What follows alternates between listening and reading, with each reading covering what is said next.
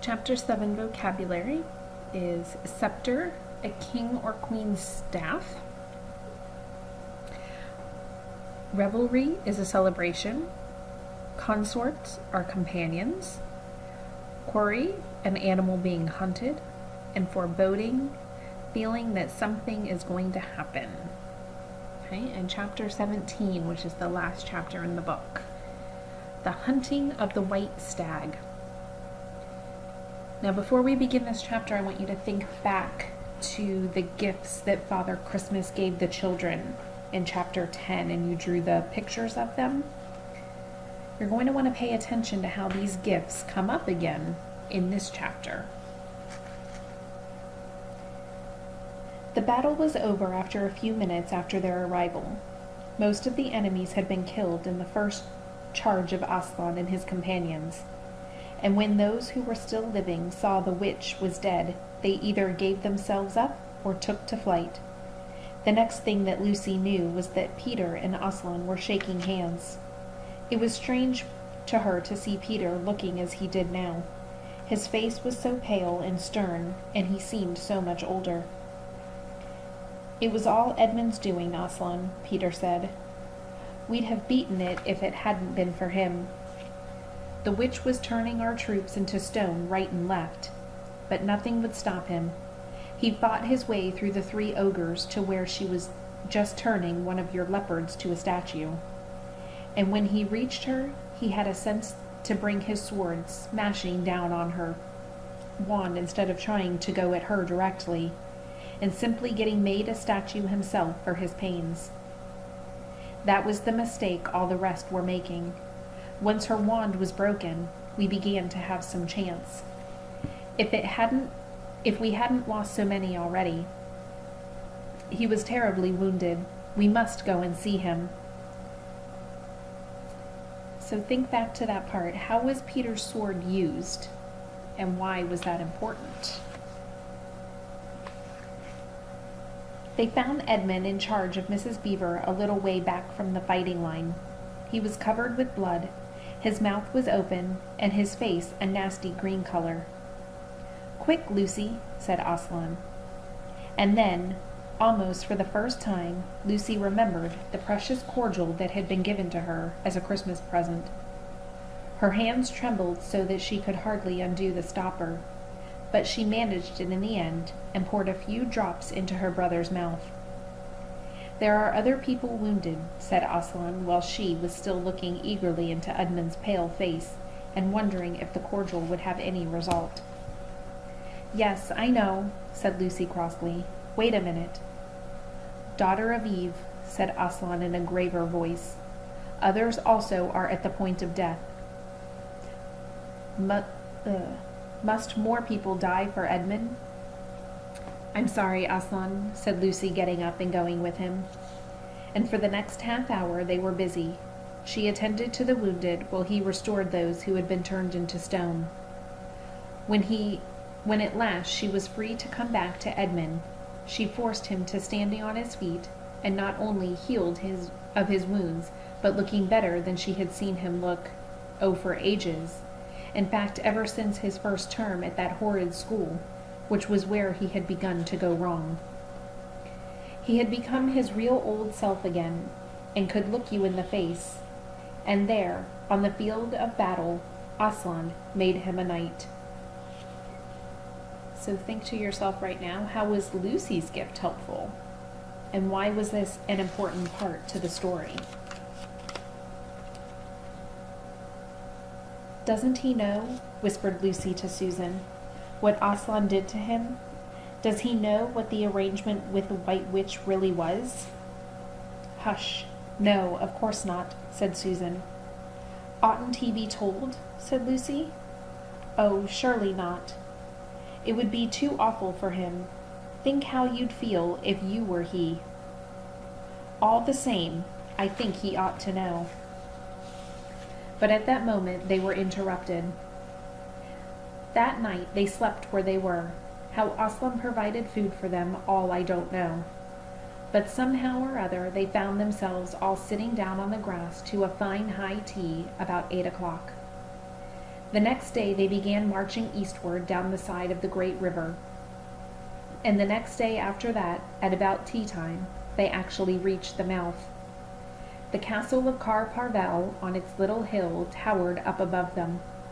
Before them were the sands, with rocks and little pools of salt water, and seaweed, and the smell of the sea, and long miles of bluish-green waves breaking forever and ever on the beach. And oh, the cry of seagulls! Have you heard it? Can you remember? That evening after tea, the 4 children all managed to get down to the beach again and get their shoes and stockings off and feel the sand between their toes. But the next day was more solemn, for then the great hall of Car Parvel, that wonderful hall with the ivory roof and the west wall hung with peacock's feathers, and the eastern door which looks towards the sea, in the presence of all their friends, and to the sound of trumpets, Aslan solemnly crowned them, and led them to the 4 thrones, amid defeating shouts of, "Long live King Peter! Long live King Susan! Long live King Edmund! Long live Queen Lucy!" Once a king or queen in Narnia, always a king or queen. Bear it well, sons of Adam. Bear it well, daughters of Eve, said Aslan. And through the eastern door, which was wide open, came the voices of the mermen and the mermaids swimming close to the shore and singing in honor of their new kings and queens. So the children sat on their thrones, and scepters were put into their hands, and they gave rewards and honors to all their friends, to Tumnus the fawn, and to the beavers, and giant Rufflebuffum, and to the leopards, and the good centaurs, and the good dwarves, and to the lion. And that night there was a great feast in Car Parvel, and rivalry and dancing, and gold flashes and wine flowed, and answering to the music inside. But stranger, sweeter, and more piercing came the music of the sea people. But amid all these rejoicings, Aslan himself quietly slipped away. And when the kings and queens noticed that he wasn't there, they said nothing about it. For Mr. Beaver had warned them. "He'll be coming and going," he had said. "One day you'll see him, and another you won't. He doesn't like being tied down, and of course he has other countries to attend to. It's quite all right. He'll often drop in, only you mustn't press him. He's wild, you know, not like a tame lion." And now, as you see, this story is nearly, but not quite, at an end. These 2 kings and queens governed Narnia well, and long and happy was their reign. At first, much of their time was spent in seeking out the remnants of the White Witch's army and destroying them. And indeed, for a long time, there would be news of evil things lurking in the wilder parts of the forest. A haunting here, a killing there, a glimpse of a werewolf one month, a rumor of a hag the next. But in the end, all that foul brood was stamped out, and they made good laws, and kept the peace, and saved good trees from being unnecessarily cut down, and liberated young dwarfs and young satyrs from being sent to school, and generally stopped busybodies and interference, and encouraged ordinary people who wanted to live and let live. And they drove back the fierce giants on the north of Narnia when these ventured across the frontier, and they entered into friendships and alliances with countries beyond the sea, and paid them visits of state and received visits of state from them. And they themselves grew and changed as the years passed over them. And Peter became a tall and deep-chested man and a great warrior, and he was called King Peter the Magnificent. And Susan grew into a tall and gracious woman with black hair that fell almost to her feet. And the kings of the countries beyond the sea began to send ambassadors asking for her hand in marriage. And she was called Susan the Gentle. Edmund was a graver and quieter man than Peter, and great in counsel and judgment. He was called King Edmund the Just. But as for Lucy, she was always gay and golden-haired, and all princes in those parts desired her to be their queen. And her own people called her Queen Lucy the Valiant. So they lived in great joy, and if ever they remembered their lives in this world, it was only as one remembers a dream. And one year it fell out that Tumnus, who was a middle-aged faun by now and beginning to stout, came down the river and brought them news that the white stag had once more appeared in this parts. The white stag who would give you wishes if you caught him. So these 2 kings and 2 queens, with the principal members of their court, rode a hunting with horns and hounds in the western woods to follow the white stag. And they had not hunted long before they had sight of him, and he led them a great pace over rough and smooth and through thick and thin, till the horses of all their couriers were tired out, and only these 4 were still following.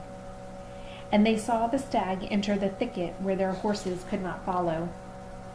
Then said King Peter, for they talked in a quite different style now, having been kings and queens for so long, "Fair consorts, let us now alight from our horses, and follow this beast into the thicket, for in all my days I never hunted a nobler quarry." "Sir," said the others, "even so let us do." So they alighted and tied their horses to trees, and went into the thick forest on foot.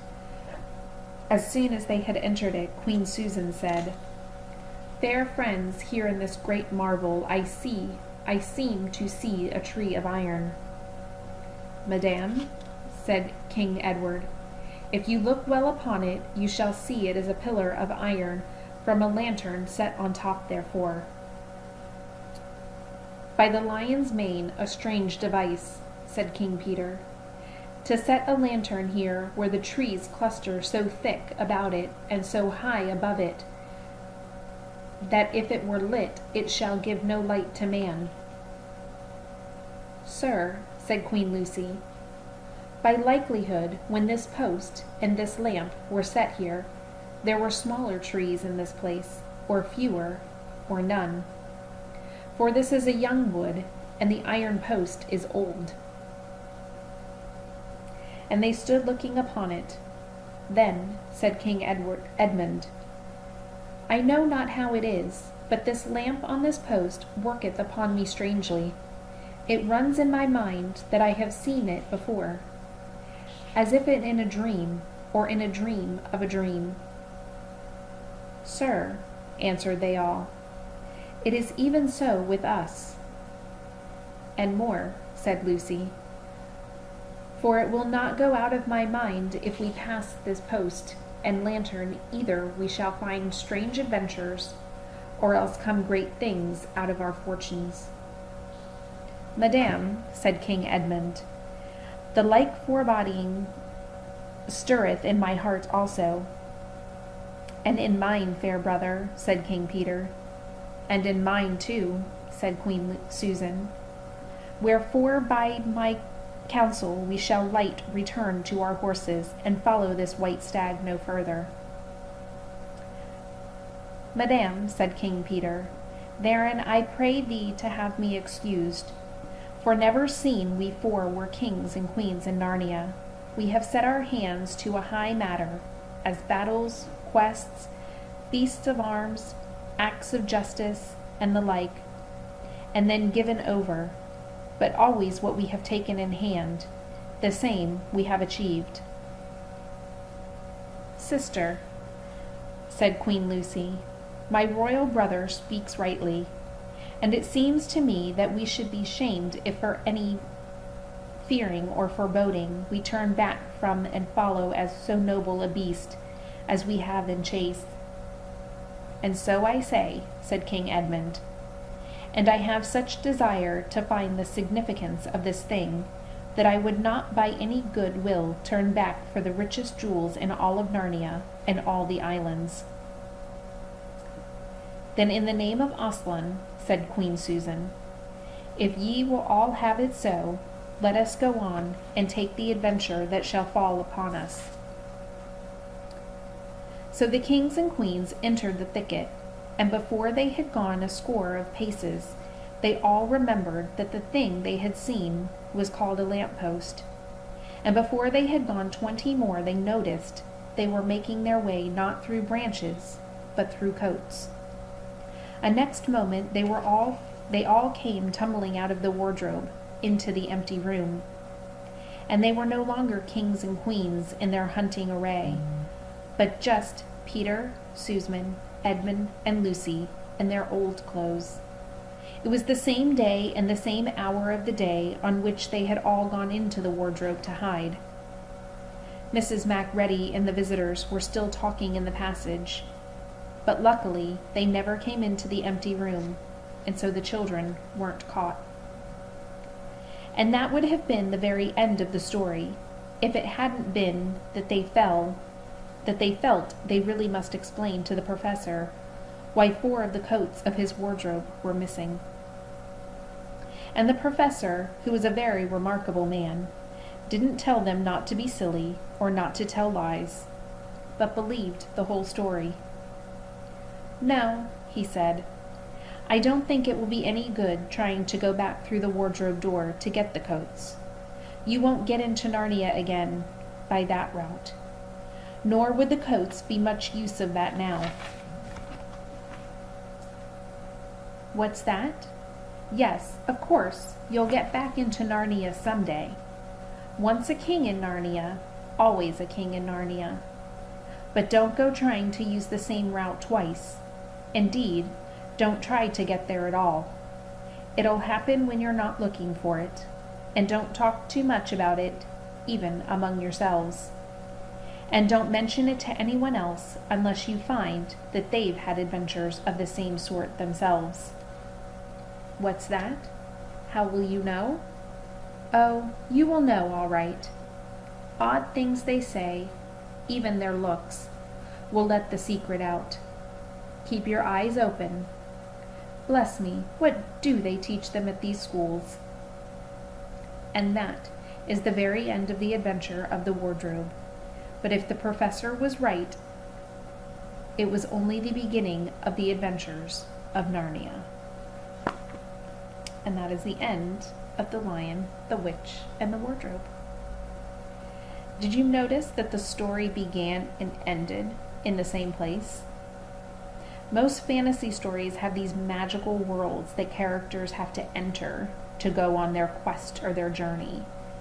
And in those magical lands, that's where they learn their life lessons. Well, I hope you guys have enjoyed The Lion, the Witch, and the Wardrobe.